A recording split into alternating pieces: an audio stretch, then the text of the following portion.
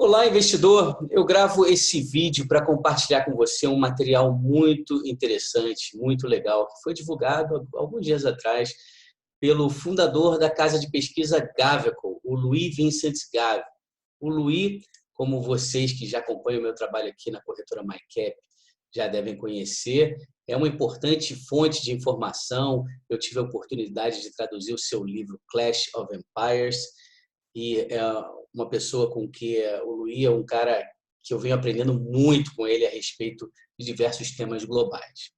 E, através do trabalho da Gaveco, eu venho gerando conteúdo, seja ele via comentários de mercado, mas também via MyCap Tendências Globais, que é um vídeo semanal que a gente grava.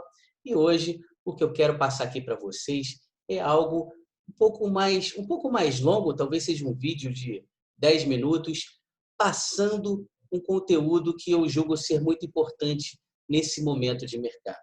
Eu gravo num domingo, dia 3 de maio.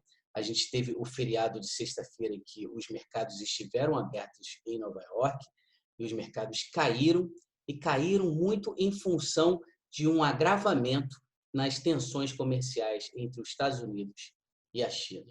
Você que acompanha meu trabalho sabe o quanto eu valorizo essa caminhada para as eleições presidenciais americanas em novembro. Já gravei diversos vídeos sobre isso.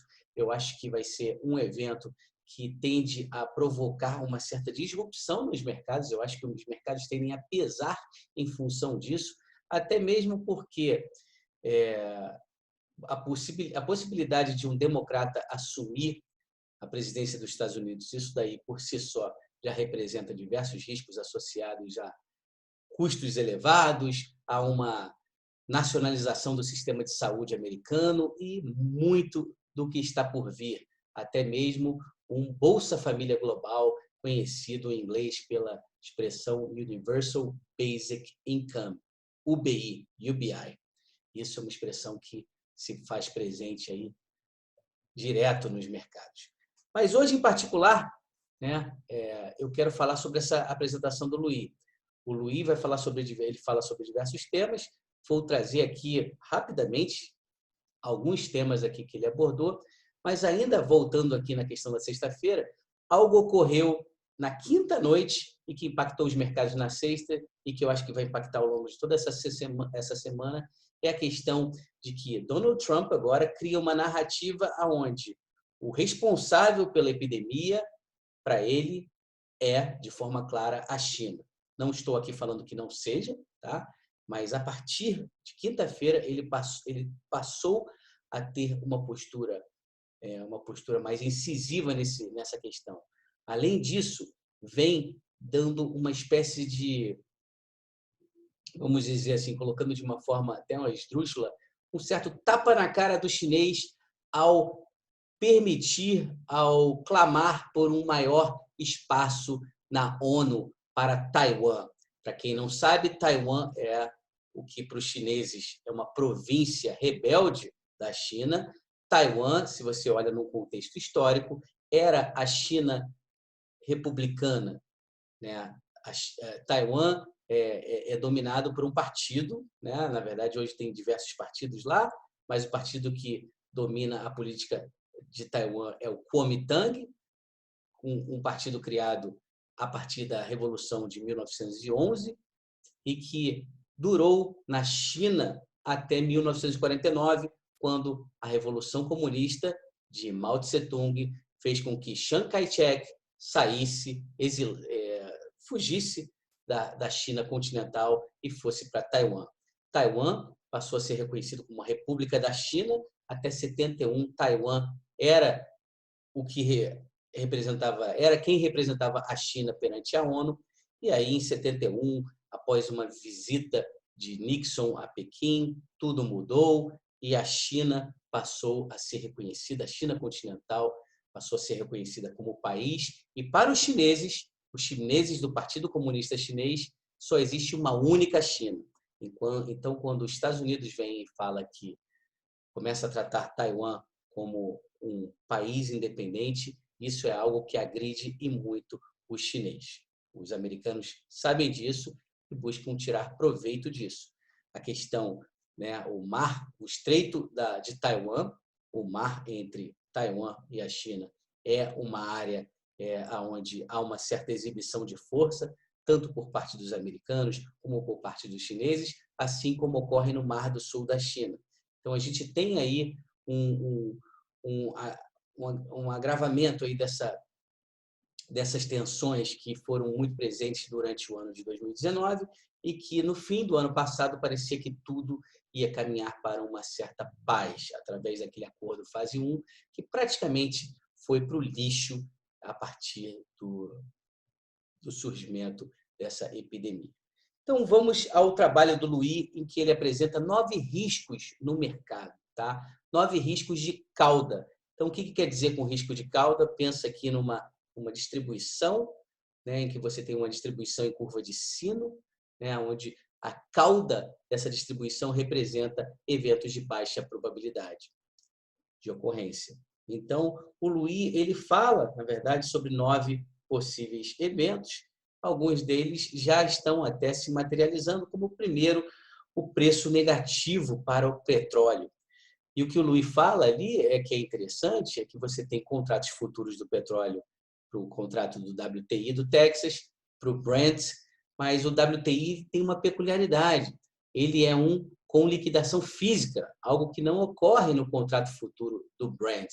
E o que está acontecendo nos Estados Unidos é que toda a indústria ali de corretoras, bancos e especialistas nesse setor, diante de um enorme fluxo que foi para esse setor vindo do varejo, muitas pessoas físicas tentando fazer um market timing ali no preço do petróleo, comprando o ETF e o USO, acabaram se enrolando todo. O ETF, que na verdade não é a compra de petróleo físico, mas sim a compra de contratos futuros.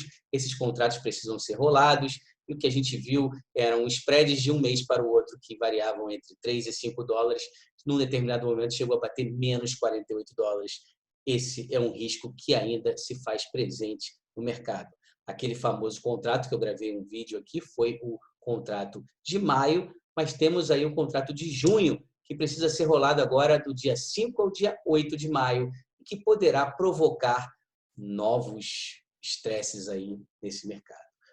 O segundo risco, o risco com relação ao câmbio fixo que a Arábia Saudita mantém com o dólar americano. A Arábia Saudita, ela precisa de um preço de um petróleo mais elevado para equilibrar suas contas. Ela incorre em um grande déficit orçamentário, algo na faixa de 20%. Sendo assim, com o petróleo em níveis muito baixos, o que você vê é uma queima de reservas, né, da Arábia Saudita. Você tem uma estrutura política lá que precisa de estabilidade.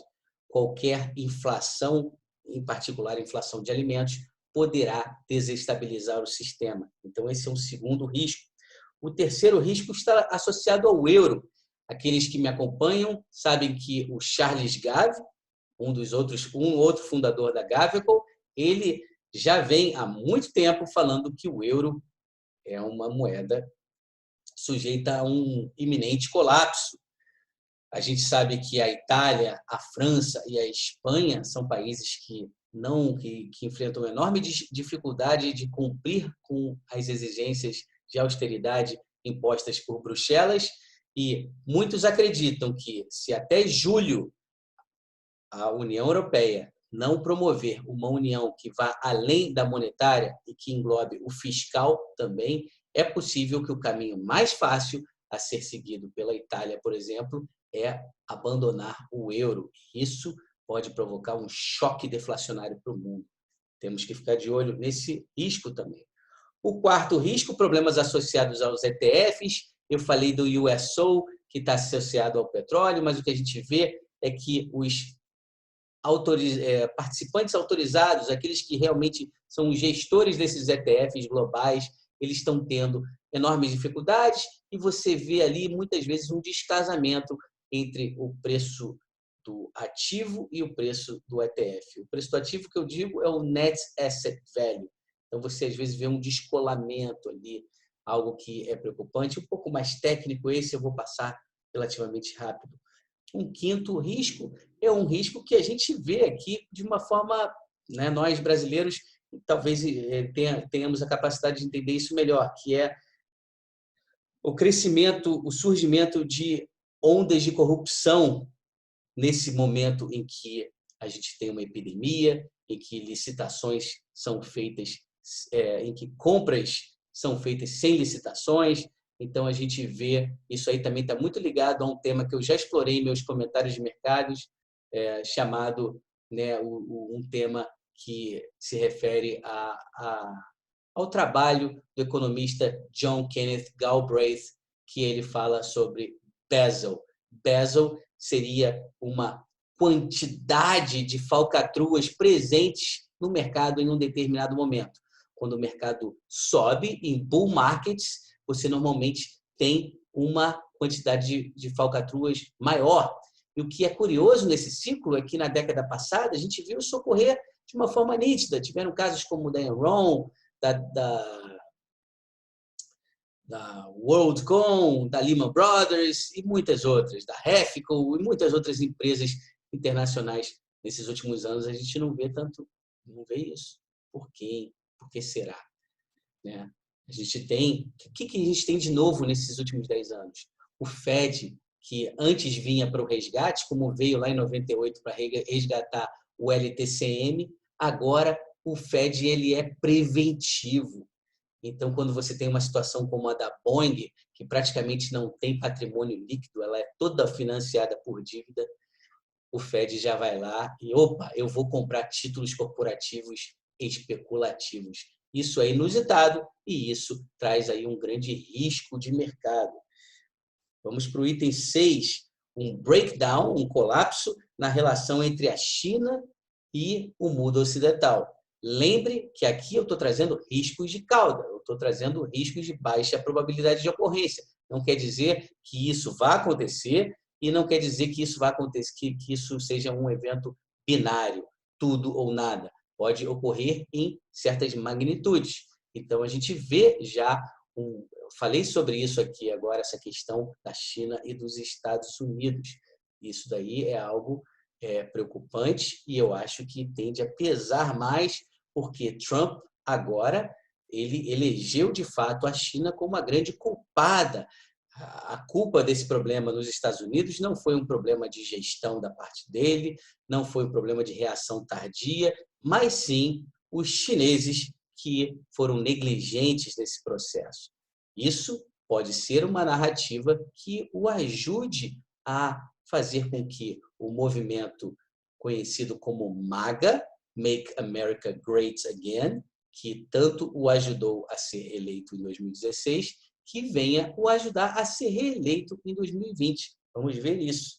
Um sétimo item, um breakdown em private equity. Private equity são aqueles fundos de capital de risco que financiam a Uber, a Airbnb, a WeWork e muitas outras empresas da nova economia. Essas empresas não sabem o que é lucro, elas simplesmente se alimentam de perspectivas.